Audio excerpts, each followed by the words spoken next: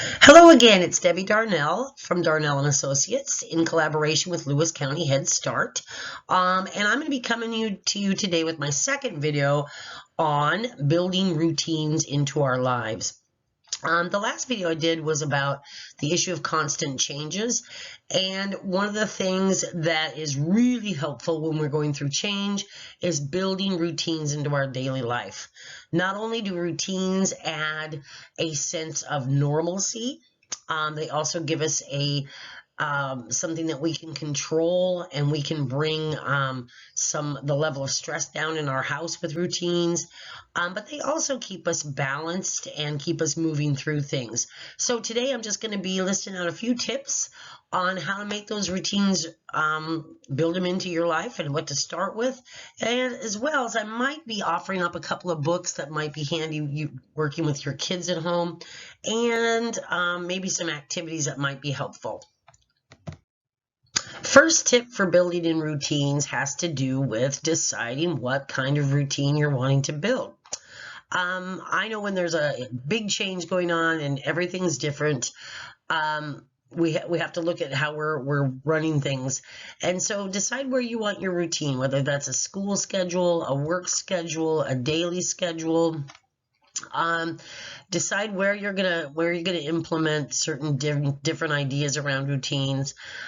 Three things that I listed on this slide that are really kind of important. Listing out meal times, listing out time for fun, and also listing a time to check in with kids and check in with yourself on how you're doing and how you're getting through the day. So what kind of routine do you want? All right, when we think about building in routines and we know what we want to make a routine out of, then we have to think of goals for our routine. So here's some really quick little tips on what to do about setting goals. You have to think about, what is it that I really want to have happen? What can I concentrate on making a routine out of? Whether that's having everybody up in the morning ready for school by 8:30 a.m. or is that I want to exercise 5 days a week in the morning. Whatever that is, start with setting out what is the goal that you want to have happen. Then you take a look at those goals and you make them small. If it's having everybody up in the morning from 8:30 in the morning to be ready for online school, then know that that is your time frame. Developing some time frames, that is your time frame to experiment with and starting out small. If it's exercising 5 days a week, you might want to make a smaller goal of, you know what, I'm going to try to exercise 3 days a week and see where it develops from there. The other tip, a couple of tips that I have on this slide too, are developing time frames. Just like I said, know what time frame you're dealing with and how you want to set up some goals and some routines during those time frames. And final suggestion is to make a little cheer or a mantra for yourself and for your kids if you have them at home, is, develop a little saying that you can help each other along to kind of motivate them, like, yes, we can, let's keep going, keep doing it, which kind of builds morale and gets everybody on board with setting goals and getting ready for a routine change. Best way to get a routine in order is to lay out a plan. So what I've got listed on this slide are things like whiteboards are great for this. Once you get your routine down that you want to have happen, you get your goals down, then writing it all out on a whiteboard or a calendar is really a helpful way to kind of post it up on the wall for your whole family to see, and it kind of gives everybody an idea of what's going to happen. What I particularly like with Lewis County Head Start classes is that in every single classroom they had a daily activity sheet of what was going to be happening, a daily routine of activities and things that they were going to be doing. And I really appreciated that, especially with little people. It's really a clear way of telling them what will be happening next. Couple of other things that are on the slide. If you have small children at home and you're trying to implement a little bit of chores or responsibility or even helpers around the house, list that down on the whiteboard or the calendar that you have for the routine. For instance, if little Johnny is going to be the one who wipes off the tables that day, then put that down for that day. If Sally is going to be helping you with the sweeping of the floor that day, then put that down on the routine as well. Build in meal times and breaks for silliness and noticing. On your schedule time, on your routines, go ahead and put down meal times. But I think it's also great to add in a routine that's just for being silly and noticing different things.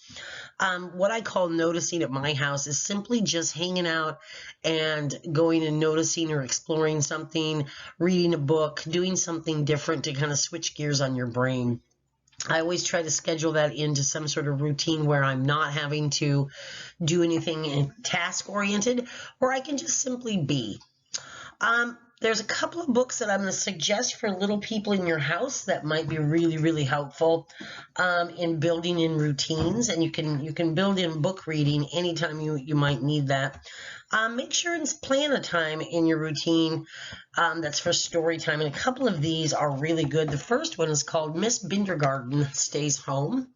This is a really good book for school-age kids, especially little kids who are staying at home now and not doing any classroom time.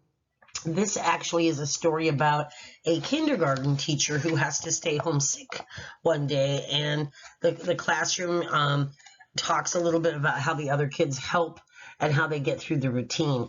Really good book for school-age kids or kindergartners. The other book I love, and actually this is the old book that my kids had when they were little, the Going to Bed book, and it's a great book of building in bedtime routine. But you can find other books with the same kind of by the same author, Sandra Bonyat. Who's made routine books for different areas of life, like going to school and things like that. Build in times to read to your kids, and that'll help also deliver the message of changing and routines, building those in so the change isn't so hard. So this slide is just a nice little quote that I like to throw in there with some ideas for noticing and scheduling in times for noticing and being silly. Enjoy the little things. Sometimes it's okay to take a break in the middle of your routine just for downloading and being kind of silly and letting off steam. And so I just made a quick little list of things that you can do, but you certainly can make your own list. Go outside and sit in the sun, look for bugs, appreciate flowers. Practice noticing good behavior with each other and doing shout outs with each other when you're noticing your kids being good or catching them doing something well. Say kind things to each other. Practice being kind. I love this quote that I put on the slide. The art of being happy lies in the power of extracting happiness from common things. We'll be amazed sometimes if we pay attention on actually what makes us smile a little bit or what makes us a little bit happier. So remember to build that into your routine as we're going along. Okay, so this slide really talks about one of those age-old things that happens for each and every one of us in all areas of our life, and that is being consistent. Trying our best to keep going and keep going when we're trying to build a new routine. We're not perfect, but as long as we're trying, will help keep things in order. The other thing is to be prepared. So here are some tips for that. Add reminders. When you're switching and going through the routine, especially with children in your house, it's a good thing to set up timers, little reminders to say when we're trying to stop with our activity. And stop with that particular thing. It just kind of helps kids get organized and switch them through those transitions. So any kind of reminders, and again, I'm thinking about classrooms and switching off and on the lights to kind of get everybody's attention to warn them that it's time to change. Having a bell go off that says, oh, it's time to shut our computers off now and take a break. Anything to kind of move through that routine is a really good idea. One of the best things around preparedness is setting things up ahead of time so it's easier. in my house, one of the challenges we have is the morning routine and getting out the door on time. And so I've taken practice really trying to do little tiny things the night before the morning hits, getting clothes ready for the next day, packing lunches for the next day, getting unfinished business done so you get up and you do your regular morning routine. You don't have to worry about certain things if it's already set up. So anything that you can set up ahead of time will save you the energy of trying to implement new routines. The last piece of advice I have on this is to be positive again and envision it working. One of my favorite things to think about is if I can see it in my head working, then I'm going to get there. That's a piece of advice I do in my practice too when I tell people envision it working and you will soon get there. Okay, we're getting towards the end of the slides, and the very last thing I want to give as a piece of advice or tip for making a really good routine is to make sure and build in some fun, silly times into your routine at least once a day. It could be at the end of the day, the middle of the day, whenever you're needed a break and just to sit back and relax and be silly and play with your kids.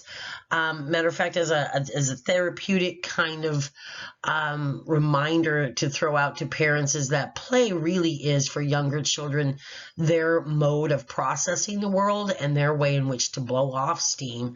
So making sure that you plan in that into your routine is really kind of a fun idea to let your kids de-stress in a fun, safe, positive way.